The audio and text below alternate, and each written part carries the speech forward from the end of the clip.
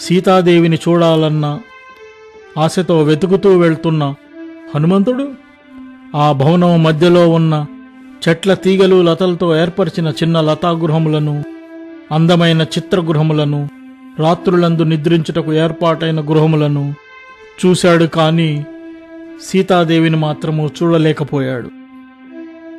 శ్రీరామునికెంతో ఇష్టమైన ఆ సీతాదేవి కనబడకపోవటముతో తాను వెతుకుతున్న మైథిలి ఖచ్చితంగా బ్రతికి లేదేమో, అందుకే ఎంత వెతికినా ఆమె నాకు కనబడటం లేదని హనుమంతుడికి అనుమానము వచ్చినది.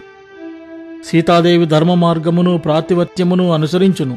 తన శీలరక్షణ చేసుకొనున్నటువంటి ఆమెను ఈ దుష్టుడైన రాక్షసరాజు తప్పకుండా చంపి ఉండును. ఇక్కడి భయంకరమైన వికృతమైన ఆకారములు, ముఖములు, కన్నులు కలిగి ఉన్న రాక్షస స్త్రీలను, వారి వికృతమైన క్రూరమైన స్వభావములను చూసి కూడా సీతాదేవి భయంతో మృతి చెంది ఉండవచ్చును.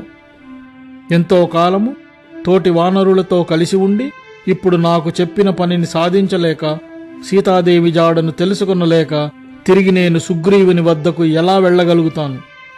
అసలే సుగ్రీవుడు బలవంతుడే కాక కఠినముగా దండించువాడు కూడా కదా అని హనుమంతుడు అనుకున్నాడు. రావణుని అంతఃపురమునంతటినీ, అతని భార్యలను అందరినీ కూడా చూశాను. కాని సీతాదేవిని మాత్రము చూడలేకపోవటముతో నేను పడిన కష్టమంతా వృధా అయిపోయింది కదా అని అనుకున్నాడు. నేను తిరిగి వెళ్లిన తర్వాత అక్కడున్న వానరులందరూ నన్ను కలిసి, ఓ వీరుడా, నీవు అక్కడ ఏం చేశావు? మాకదంతా చెప్పమంటారు. సీతాదేవిని చూడలేకపోయిన నేను వారికి ఏమని చెప్పగలను? కాలము గడిచిన కొద్దీ వారందరూ ఆలస్యమైనదని ఆత్మత్యాగము ప్రాయోపవేశము చేసుకుంటారు. నేను అవతల వైపు సముద్రం ఒడ్డునకు వెళ్ళగానే ముసలివాడైన జాంబవంతుడు, అంగదుడు, మిగిలిన వానరులందరూ నన్ను ఏమంటారో కదా. దిగులు పడకుండా ఉండటం వలన ఎంతో సుఖము, దిగులు పడకుండా ఉండటం వలన అభివృద్ధి సాధ్యమవుతుంది. అన్ని వేళలయందు అన్ని విషయములందు కూడా సరి అయినది మానవులు చేయవలసిన పనులన్నీ దిగులు లేకుండా ఉండటం వల్లనే విజయమును సాధించగలుగుతారు కదా. కాబట్టి నేను దిగులు పడకుండా ఇంతవరకు నేను వెదకని రావణుని ప్రదేశములన్నీ ఎంతో గట్టి ప్రయత్నముతో వెదికి చూసేదను. ఇంతవరకు పానశాలలు, పూల పొదరిళ్ళు, చిత్రశాలలు వెదికి చూశాను. ఇంకా క్రీడాగృహములు, ఉద్యానవనములు, అక్కడి వీధులు, విమానములు వంటివి అన్ని వైపులా వెతికాను. ఈ విధముగా అనుకుంటున్న హనుమంతుడు భూగర్భ గృహములను, అన్ని వైపులా వీధులున్న గృహములను, పెద్ద గృహమునకు దూరాన ఉన్న చిన్న ఇండ్లను మళ్లీ వెతుకుటకు ప్రారంభించాడు. అలాగా హనుమంతుడు అన్ని వైపులను చూస్తూ, తలుపులను, కిటికీలను త్రోసి లోనికి వెళుతూ, బయటికి వస్తూ, ఎత్తైన చోటికి ఎగురుతూ, మళ్లీ క్రిందికి దూకుతూ, అంతటను చూస్తూ, నడుస్తూ, ఆగుతూ అలా ఆ ప్రాంతమంతా వెతకసాగాడు. ఆ రావణుని అంతఃపురములోని 4 అంగుళముల స్థలము కూడా వదలకుండా హనుమంతుడు వెళ్ళని వెదకని స్థలము లేనేలేదు. అక్కడి భవనముల మధ్య కల వీధులను, 4 వీధులు కలిగి కూడళ్లను, అక్కడి పెద్ద పెద్ద చెట్ల మొదళ్లలో ఉన్న అరుగులను, దిగుడు బావులను, చెరువులను కూడా పరిశీలించాడు.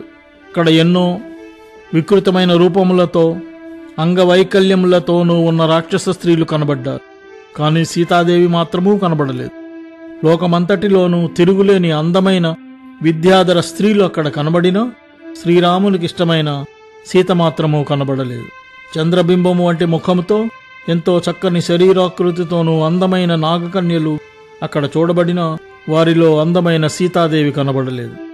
ఆ నాగకన్యలందరినీ రావణుడు బలవంతముగా తీసుకువచ్చాడు. వీరుడైన హనుమంతుడు అలా అక్కడ ఉన్న ఎందరో అందమైన స్త్రీలను చూసి సీతాదేవి కనబడకపోవడంతో మళ్లీ బాధపడసాగాడు. వానరులందరూ సీతాదేవి కోసము చేసిన ప్రయత్నములు, తాను సముద్రమును దాటి ఎగురుతూ వచ్చినది అంతా వ్యర్థమైంది కదా అని బాధపడసాగాడు. ఆ తర్వాత హనుమంతుడు పుష్పక విమానముపై నుండి క్రిందకు వచ్చి మనస్సులో ఎంతో బాధపడుతూ తానింక ఏం చేయాలో అని ఆలోచించసాగాడు. అలా హనుమంతుడు ఆ పుష్పక విమానము నుండి మెరుపులాగా ఎంతో వేగముగా ప్రాకారంపైకి దూకాడు. ఆ రావణుని గృహము నుండి కొద్దిగా దూరమునకు వెళ్లి తాను లంకలో చాలా వరకు వెదికి చూసినా కూడా సీతాదేవి జాడ తెలియలేదు అనుకుని బాధతో మళ్లీ ఆలోచించసాగాడు.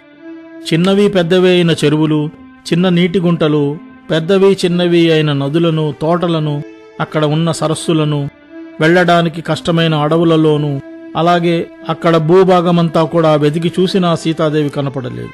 గృధ్రరాజైన సంపాతి చెప్పినట్లుగా సీతాదేవి రావణుని లంకలో నేను ఎంత వెతికినా కూడా కనబడట్లేదు కదా అని హనుమంతుడు అనుకున్నాడు. జనకుని కూతురైన సీతాదేవి తానింక చేయనది ఏమీ లేదనుకుని రావణుని వశమై ఉండునా?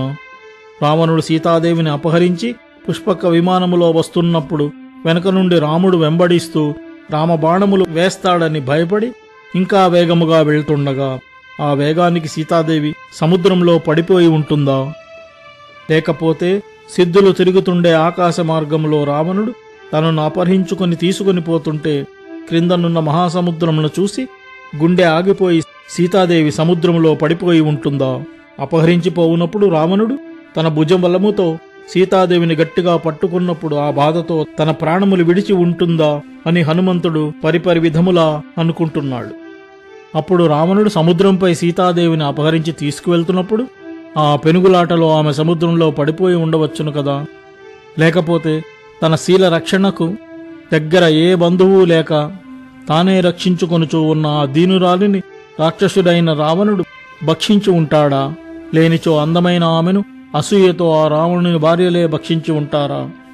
చంద్రబింబము వంటి ముఖము, తామర రేకుల వంటి కన్నులు కలిగిన ఆమె ఎంతో దీనముగా బాధతో దూరమైన శ్రీరామును ధ్యానించుచు ప్రాణములు విడిచి ఉంటుందా? జనకుని కూతురైన సీతాదేవి బాధతో ఓ రామ, ఓ లక్ష్మణ అనుకుంటూ ఏడ్చుచూ తన ప్రాణములు విడిచి ఉంటుందా? లేకపోయినచో పంజరములో గోరింకల రావణుని గృహములో బంధింపబడి నిజముగానే దుఃఖముగా బాధపడుతున్నదేమో కదా అని హనుమంతుడు ఆలోచించసాగాడు. జనకుని కూతురు, శ్రీరాముని భార్య, ఎంతో అందమైనది అయిన సీతాదేవి రావణునికి లొంగిపోవుట జరుగని పని.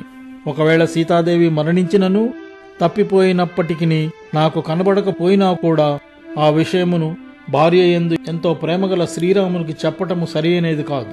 ఈ సంగతి శ్రీరామునికి చెప్పకపోవుట దోషమవుతుంది, అలాగే చెప్పటము కూడా దోషమే అవుతుంది. ఈ విషమ పరిస్థితిలో ఏమి చెయ్యాలో కదా.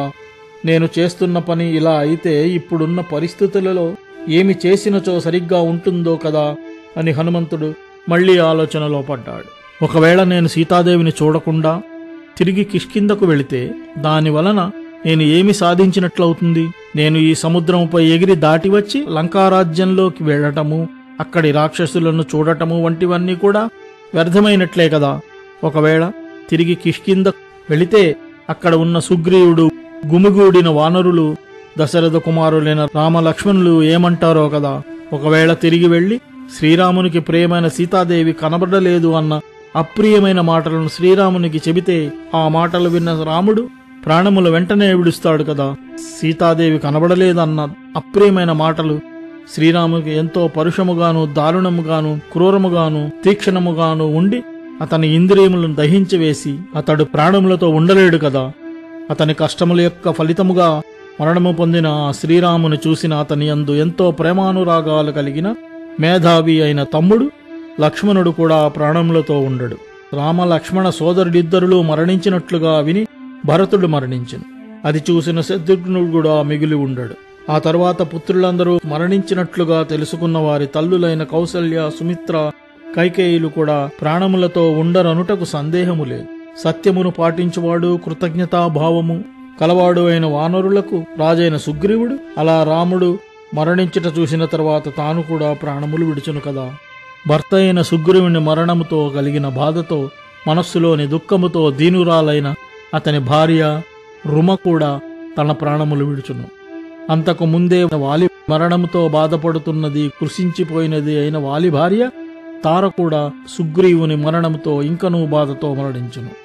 తల్లిదండ్రుల మరణంతో వారి కుమారుడైన అంగదుడు ఆ దుఃఖముతో ఎలాగ బ్రతికి ఉండగలుగుతాడు? వానర ప్రభువైన సుగ్రీవుని మరణంతో కలిగిన దుఃఖముతో భరించలేక వానరులందరూ తమ అరచేతులతోనూ పిడికిళ్లతోనూ తమ తలలను బాదుకుంటారు. ఆ వానరులందరూ సుగ్రీవుని చేత ఎంతో వాత్సల్యముగా చూడబడి వారికి మంచి మాటలతోనూ బహుమతులతోనూ గౌరవముగా చూడటముతోనూ ఎంతో ఇష్టమైన వాటొకటి చేత అతని మరణమును వారు తట్టుకొనలేక ప్రాణములు విడుస్తారు. వానరులందరూ ఇక మీద ఇంతకు ముందులాగా వనములందు, పర్వతములపైన, ఇంటా బయట కూడా కలిసిమెలిసి ఆటపాటలతో ఆనందమును పొందలేరు. రాజైన సుగ్రీవుడు లేడన్న బాధతో వానరులందరూ వారి భార్యలతోనూ సంతానముతోనూ మిత్రులతోనూ కలిసి పర్వత శిఖరములపై నుండి క్రిందనున్న భూమిపైకి గాని లోయలలోనికి గాని దూకి ప్రాణత్యాగము చేస్తారు. వానరులు తమ ప్రాణములు వదులుటకు విషము త్రాగి గాని ఉరి పోసుకుని గాని మంటలలో దూకి గాని ఆయుధములతో పొడుచుకుని గాని లేదా అన్నపానములు మానివేసి గాని ప్రయత్నము చేస్తారు. అందువలన నేను తిరిగి కిష్కింధకు వెళ్ళినచో ఇక్ష్వాకు కులము మరియు వానరుల యొక్క నాశనము జరుగుతుంది. ఆ ప్రాంతమంతా వారందరి యొక్క రోదనలతో భయంకరముగా ప్రతిధ్వనిస్తుంది అని హనుమంతుడు అనుకున్నాడు. కాబట్టి సీతాదేవి యొక్క జాడ తెలియకుండా నేను ఇక్కడి నుండి కిష్కింధకు వెళ్ళను. అలా వెళ్లి సుగ్రీవుని చూచుట నా వల్ల కాని పని. అలా వెళ్లకుండా నేను ఇక్కడే ఉండిపోతే అక్కడ ఉన్న ధర్మాత్ములు వీరాది వీరులు అయిన రామలక్ష్మణులను మరియు మానధనులైన వానరులందరూ కూడా నేను వస్తానన్న ఆశతో జీవించే ఉంటారు. నేను సీతాదేవిని కనుగొనలేకపోయినచో ఇక్కడనే ఏ చెట్టు కిందనో ఉండి చేతికందినవో నోటికి ఎవరైనా ఇచ్చినవో తింటూ నీరు దుంపలు పండ్లు ఎక్కువగా దొరికే ఈ సముద్రము పక్కనే ఉన్న ప్రాంతంలో నియమముగా ఉంటూ వానప్రస్థ జీవితము గడిపేస్తాను. లేకపోతే మండుతున్న అగ్నిలో చితి చేసుకుని దూకుతాను. లేదా సాధన చేసి ప్రాణమును దేహము నుండి వేరు చేసి వదులుటకు కూర్చున్న శరీరమును కాకులు ఇతర జంతువులు భక్షించగలుగుతాయి. ఈ విధముగా ప్రాణమును త్యాగము చేయ ఉపాయము మహర్షుల చేతనే చెప్పబడినదని నేను అనుకుంటున్నాను. సీతాదేవిని చూడలేకపోతే నేరుగా సముద్రపు నీటిలోనికి వెళ్లి ప్రాణములు వదులుతాను. ఈ రోజు నేను సాధించిన పనులు విజయముల వలన కలిగిన గొప్పదనము వచ్చిన కీర్తి అంతయు సీతాదేవిని చూడలేకపోవట చేత ఈ దీర్ఘమైన రాత్రిలో పూర్తిగా నశించిపోయినవి. అందుచేత నియమనిష్టలతో ఈ చెట్ల కింద కూర్చుని మునులలాగా జీవిస్తాను. కాని సీతను చూడకుండా ఇక్కడి నుంచి తిరిగి వెళ్లను అని హనుమంతుడు అనుకున్నాడు. ఒకవేళ సీతజాడ తెలుసుకోకుండా ఇక్కడి నుంచి తిరిగి వెళ్తే అక్కడున్న అంగదునితో సహా వానరులందరూ బ్రతికి ఉండరు. మరణించుట వలన అది ఎన్నో దోషములకు కారణము అవుతుంది. బ్రతికి ఉండుట వలన ఎన్నో శుభమైన పనులు చేయవచ్చును, చూడవచ్చును. కాబట్టి నేను బ్రతికే ఉంటాను. దానివలన బ్రతికి ఉన్న వాళ్ళందరినీ తప్పకుండా కలుసుకొనగలుగుతాను. ఈ విధముగా మనస్సులో ఎంతో దుఃఖము నిండిన వాడైన హనుమంతుడు ఎన్నో విధములుగా మళ్లీ మళ్లీ ఆలోచిస్తూ ఆ దుఃఖము నుండి బయటపడలేకపోతున్నాడు. అపహరించబడిన సీతాదేవికి ఏమైనా కూడా మహాబలవంతుడు 10 తలల ఆ రావణుని మాత్రము చంపివేస్తాను. దాంతో అతడు చేసిన పనికి ప్రతీకారము చేసినట్లవుతుంది. లేకపోతే పశువులను దేవునికి బలి ఇచ్చినట్లుగాను పశువులన్నింటినీ పశువుల యొక్క యజమాని వద్దకు చేర్చినట్లుగాను ఈ రావణుని సముద్రంపై నుండి ఎత్తుకుని తీసుకుని పోయి శ్రీరాముని వద్దకు చేరుస్తాను. ఈ విధముగా సీతాదేవి కనబడకపోవటము చేత బాధతో మనస్సంతా దుఃఖముతో నిండినవాడై హనుమంతుడు రకరకములుగా ఆలోచించసాగాడు. శ్రీరాముని భార్య అయిన సీతాదేవిని ఈ లంకానగరములో ఆమె కనబడేటంత వరకు పదే పదే వెతుకుతాను. సీతాదేవి లంకలో ఉన్నదని సంపాతి చెప్పాడని నేను గనక శ్రీరాముని ఇక్కడకు తీసుకుని వచ్చి ఉంటే ఆమె కనబడకపోవడంతో శ్రీరాముడు వానరులందరినీ చంపివేసేవాడు. ఇంక నేను ఇక్కడనే ఆహార విషయములలో నియంత్రణతోనూ ఇంద్రియ విషయములలోనూ నిగ్రహము కలిగి ఉండిపోతాను. ఎందుకంటే నా మూలముగా ఆ నరులు వానరులు నశించుట సరియైనది కాదు. నాకు ఎదురుగా పెద్ద పెద్ద వృక్షములతో కనబడుతున్న ఈ అశోకవనమును నేను ఇంతవరకు వెతకలేదు. కాబట్టి దానిలోనికి వెళ్తాను.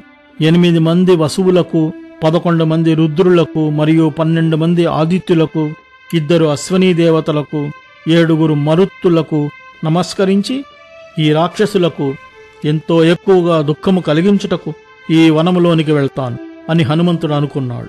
నేను ఇక్కడి రాక్షసులందరినీ జయించి ఇక్ష్వాకు కులమునకు ఆనందమును పెంపొందించు సీతాదేవిని బాగా తపస్సు చేసి పొందిన ఫలములాగా శ్రీరామునికి అప్పచెప్పెదను.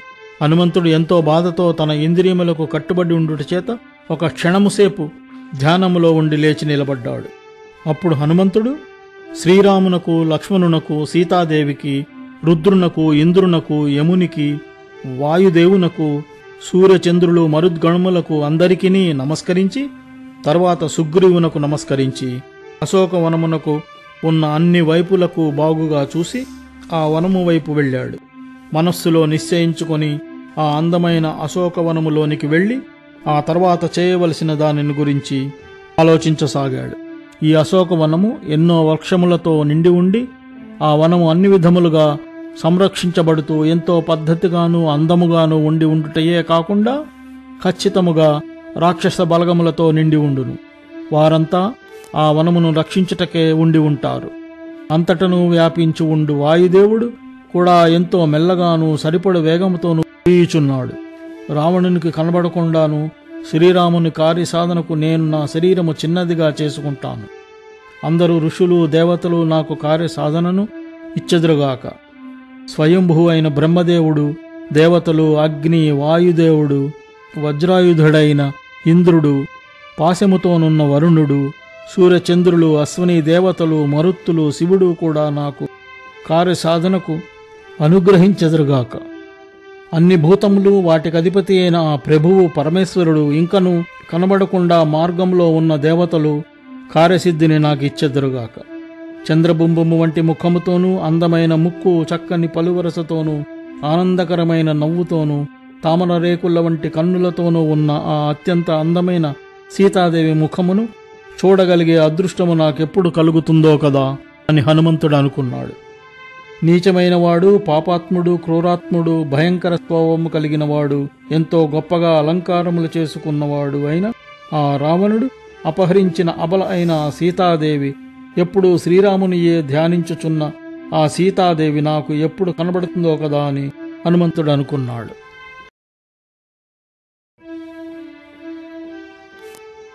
హనుమంతుడు కొద్దిసేపు ఆలోచించుకుని మనస్సులో సీతాదేవిని ధ్యానించి అశోకవనములోనికి వెళ్ళినట్లుగానే ఊహించుకుని ఆ వనములోని గోడపైకి దూకాడు. ఆ ప్రాకారం పైనుండి వసంత ఋతువు మొదలైనందువలన బాగుగా విరబూసిన పువ్వులతో నిండి ఉన్న చెట్లను చూసిన హనుమంతుడు ఆనందముతో పొంగిపోయాడు. ఇంకా అక్కడ అందమైన అశోక వృక్షములను, బాగా పూసిన చంపక పుష్పములను, విరిగి పొన్న మామిడి చెట్లను, తీగ గానుగ చెట్లను, ఇంకా ఎన్నో రకముల చెట్లను చూశాడు. విల్లు నుండి విడువబడిన బాణంలాగా హనుమంతుడు ఎన్నో వందల మొక్కలు, తీగలతోనూ లతలతోనూ కప్పివేసిన మామిడి చెట్ల కింద ఉన్న వృక్షవాటికను చూసి అక్కడకు దూకాడు.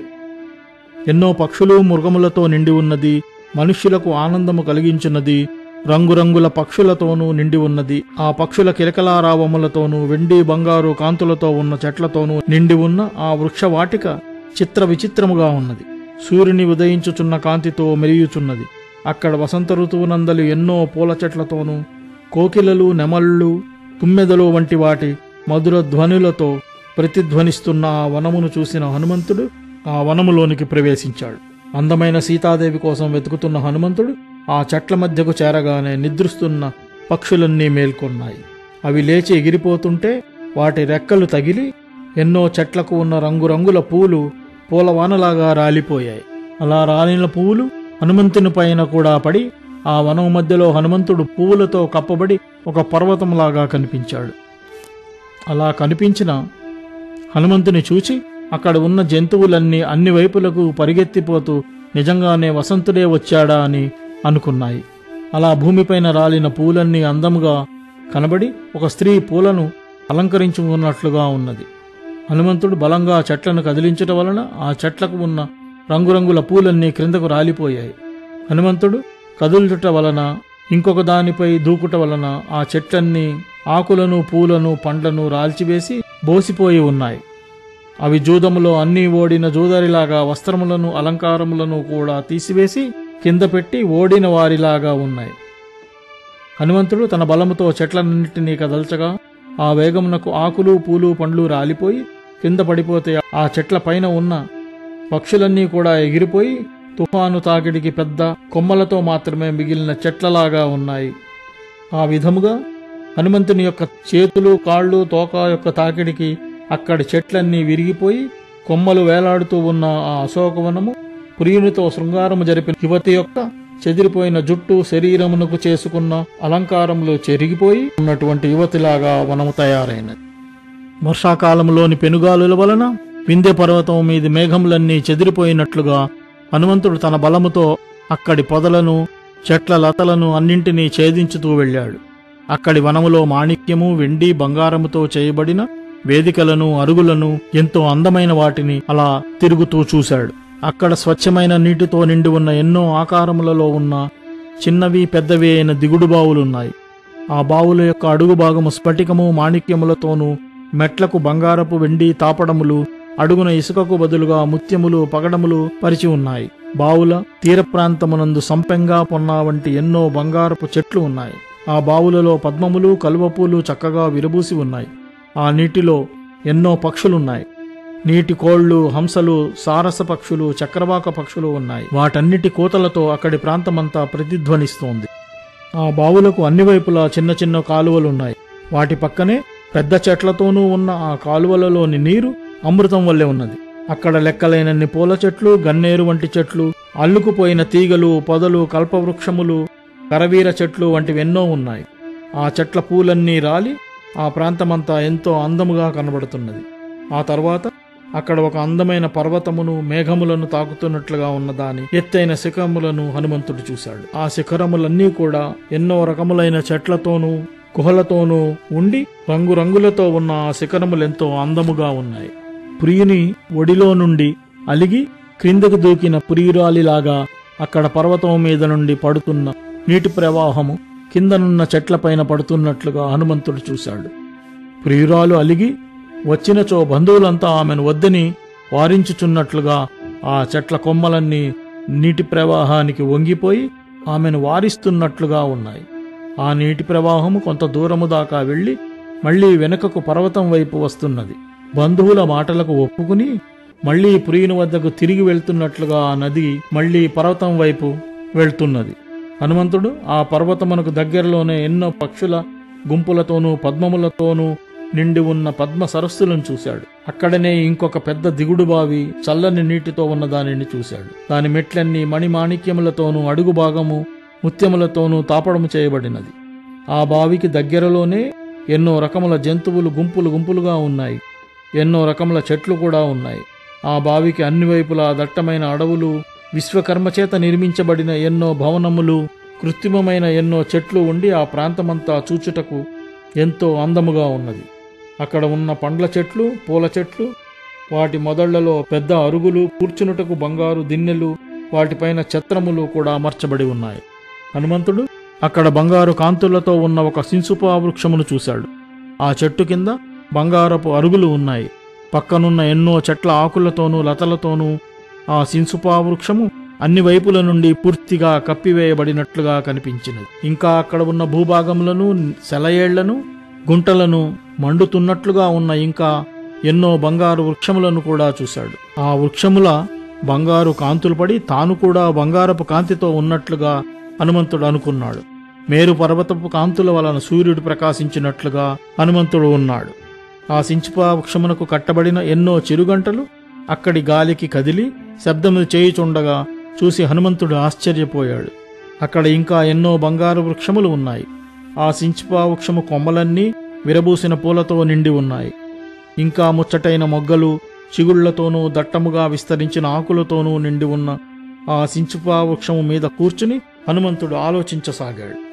శ్రీరాముని చూడాలన్న కోరికతో ఉన్న సీతాదేవి ఎదురుచూస్తూ అటూ ఇటూ తిరుగుతూ, దేవుని దయవలన ఇటువైపుకు వస్తే నేను చూడగలుగుతాను. దుర్మార్గుడైన ఆ రావణుని యొక్క ఈ అశోకవనము చంపకము, చందన, వకుళ వంటి ఎన్నో చెట్లతో ఉండుట వలన ఎంతో రమ్యమైనదిగా ఉన్నది. ఎన్నో రకముల పక్షులు వచ్చి చేరటంతో ఈ పద్మ సరస్సు ఎంతో ఆహ్లాదకరముగా ఉన్నది. కాబట్టి ఆ సీతాదేవి తప్పకుండా ఈ చక్కని చల్లని ప్రదేశం నాకు రావచ్చును అని అనుకున్నాడు.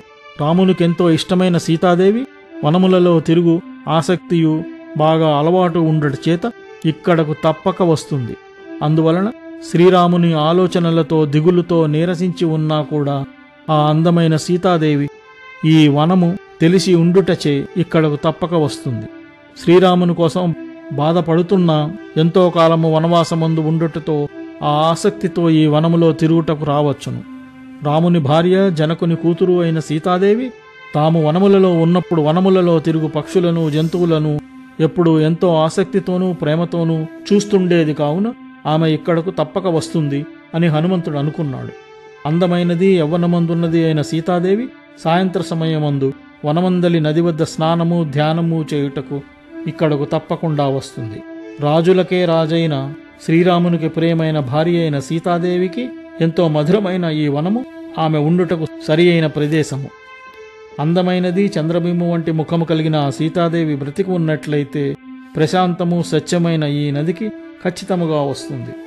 హనుమంతుడు ఈ విధముగా ఎన్నో రకములుగా ఆలోచిస్తూ సీతాదేవి వస్తుందన్న ఆశతో ఎదురు చూస్తూ బాగా పూలతో దట్టముగా ఉన్న ఆకులతో ఉన్న ఒక చెట్టు కొమ్మపై దాగి కూర్చుని ఆ వనములోని అన్ని వైపులకు చూస్తున్నాడు. ఆ విధముగా చెట్టుపైన కూర్చున్న హనుమంతుడు అక్కడి ప్రాంతాన్ని అన్ని వైపులకు చూస్తూ వెతకసాగాడు. ఆ వనములో ఎన్నో కల్పవృక్షములు, ఎన్నో లతలు తీగలతో ఉన్న చెట్లు ఉన్నాయి. ఇంకా ఎంతో సుగంధభరితము మధుర రస ఫలములతోనూ ఉన్న ఎన్నో చెట్లతో ఆ వనము ఎంతో అలంకారప్రాయముగా శోభిల్లుతున్నది. ఆ వనమందు ఎన్నో మేడలు, భవనములు కిక్కిరిసి ఉన్నాయి. ఇంకా అక్కడ ఎన్నో జంతువులు, పక్షులు ఉండి వాటి ధ్వనులతో, కూతలతో ఆ ప్రాంతమంతా ధ్వనిస్తోంది. అక్కడి దిగుడు బావులు కలువ పూలతోనూ కమలము సంపెంగలతోనూ నిండి ఉన్నాయి. కొన్ని చోట్ల కూర్చునుటకు, నిద్రించుటకు ఆసనములు, కంబళ్ళు మరియు భూగ్రహములు కూడా ఉన్నాయి. ఆ వనములో అన్ని ఋతువులలోనూ వచ్చే పండ్ల చెట్లు, పూల చెట్లు ఉన్నాయి. అవి ఆ వనమునకు ఎంతో అందమును చేకూరుస్తున్నాయి. బాగా బురబూసిన అశోక వృక్షములు సూర్యుని వంటి కాంతిని వెదజల్లుతున్నాయి. అక్కడ చెట్లపైన ఎన్నో రకాల వందల కొద్దీ పక్షులు ఆ కొమ్మలపై వ్రాలి మళ్లీ ఎగిరిపోతున్నాయి. అలాగా ఆ చెట్లన్నీ పక్షులతో నిండి ఆకులే లేనట్లుగా ఉన్నాయి. కొన్ని చెట్లకు ఉన్న పువ్వుల మరియు పండ్ల యొక్క బరువుకి ఆ చెట్ల కొమ్మలు వంగిపోయి నేలను తాకుతున్నాయి. అశోక వృక్షములు పూర్తిగా మొదలు నుండి కొమ్మల చివరి వరకు పూసిన పువ్వులతో నిండిపోయి చూసేవారికి వారికి ఉన్న బాధలను పోగొట్టుతున్నాయి. అక్కడ ఇంకా విరబూసిన గన్నేరు, మోదుగా చెట్లు వంటివెన్నో ఉన్నట్లుగా హనుమంతుడు చూశాడు. ఆ వనములో మొదళ్ళు బాగా లావుగా ఉన్న చెట్లు, పున్నాగ చెట్లు, రకరకాల పూల చెట్లు, సంపెంగ, విరిగి చెట్లు, ఏడాకుల అరటి చెట్లతోనూ నిండిపోయి ఎంతో శోభాయమానంగా ఉంది. ఇంకా వేల కొద్దీ అశోక వృక్షములు వివిధ రంగులతోనూ, బంగారు, ఇంద్రనీలము, కాటుక రంగులతోనూ, కొన్ని అగ్నిజ్వాల వంటి కాంతితోనూ వెలిగిపోతున్నాయి. ఆ వనము ఇంద్రుని నందనోద్యానము, కుబేరుని చైత్రరథ ఉద్యానవనము కన్నా గొప్పగా ఉన్నట్లు హనుమంతుడు అనుకున్నాడు. ఆ వనము ఊహించలేనంత గొప్పగాను, దివ్యముగాను, సుందరమైనదిగాను ఉన్నది.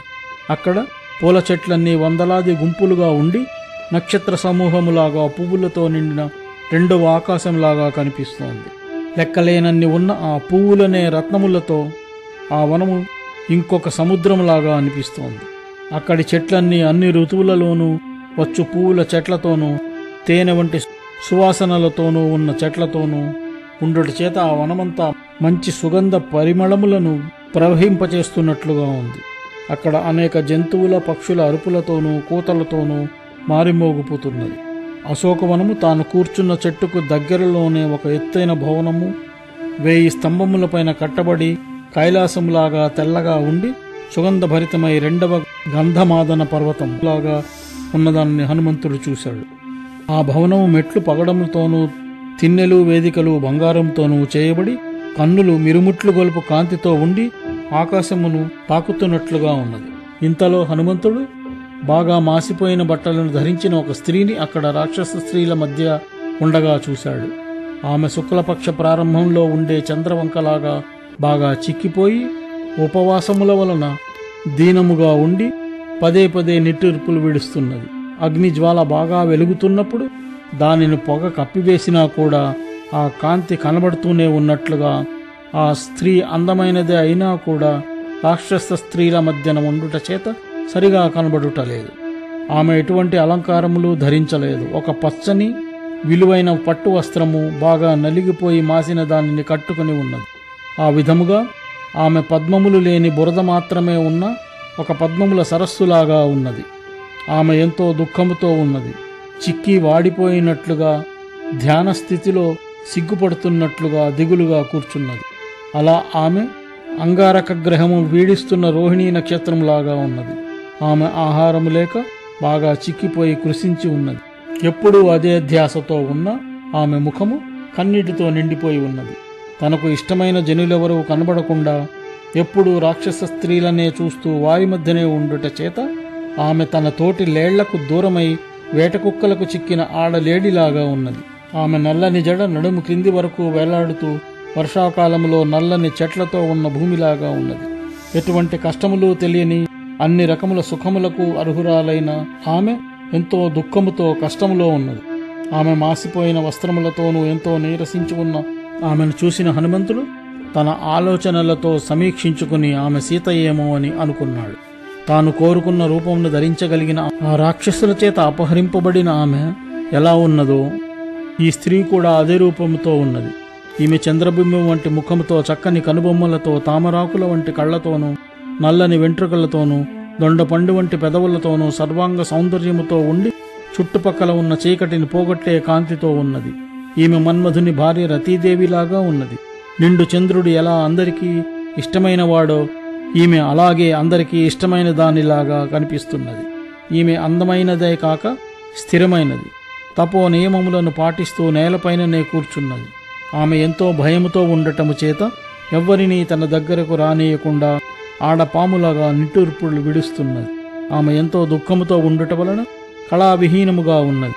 పొగచేత కప్పబడిన అగ్ని జ్వాలలలాగా ఆమె సన్నగిల్లిన శ్రద్ధతోనూ, తగ్గిపోయిన బుద్ధితోనూ, ఫలించని కార్యములతోనూ, తీరని కోరికలతోనూ ఉన్నట్లుగా కనిపిస్తున్నది. రావణుడు అపహరించడం వల్ల ఆ బాధతోనూ ఎంతో కృషించిపోయి అపనిందల వల్ల దెబ్బతిన్న కీర్తిలాగా ఉన్నది. లేడి కన్నులు గల ఆమె తన కన్నులతో కన్నీళ్లు నిండగా భయముతో లేడి పిల్లలాగా భయముగా అటూ ఇటూ చూస్తూ మళ్లీ మళ్లీ చూస్తూ నిట్టూర్పులు విడుస్తున్నది. ఆమె శరీరమంతా దుమ్ము ధూళితో నిండి ఉన్నది. అలంకారములకు అర్హురాలైన ఆమె అవి లేక మబ్బులు కమ్మిన కాంతి లేని చంద్రునిలాగా ఉన్నది. సరి అయిన శ్రద్ధాశక్తులు లేకుండా చేసిన విద్యలాగా సీతను చూసిన హనుమంతుడికి ఆమె సీతయా కాదా అన్న సందేహము మళ్లీ మళ్లీ కలిగింది.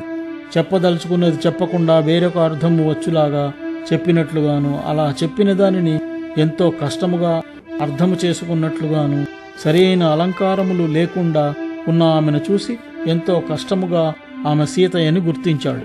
శీలవతియు జనకరాజపుత్రియు విశాలమైన కన్నులు కలిగిన ఆమెను శ్రద్ధగా పరిశీలించి తగిన కారణముల వలన ఆమె సీతయని అనుకున్నాడు. అప్పుడు శ్రీరాముడు చెప్పినట్లుగానే సీతాదేవి ఏ ఏ ఆభరణములు ధరించనని చెప్పెనో అవన్నీ ఆమె శరీర అవయములపైన ధరింపబడి ఉన్నాయి. అవన్నీ కూడా ఎంతో కాలం నుండి ధరించుట చేత కొద్దిగా నల్లబడినాయి. ఆమె చక్కని చెవి పోగులు, కర్ణాభరణములు, మణులు పొగడములతోనూ చేయబడిన చేతులకు భుజములకు గల ఆభరణములు విచిత్రముగా ఉన్న వాటిని ధరించి ఉన్నది. ఆమె ఆభరణములన్నీ కూడా మాసిపోయి నల్లగా అయిపోయాయి. శ్రీరాముడు చెప్పినట్లుగానే అవన్నీ ఉన్నాయని హనుమంతుడు అనుకున్నాడు. అలాగే రావణుడు అపహరించినప్పుడు సీతాదేవి ఋష్యమూక పర్వతము వద్ద ఆమె కిందకు పారవేసిన ఆభరణములు మాత్రము ఆమె ఇప్పుడు ధరించలేదు.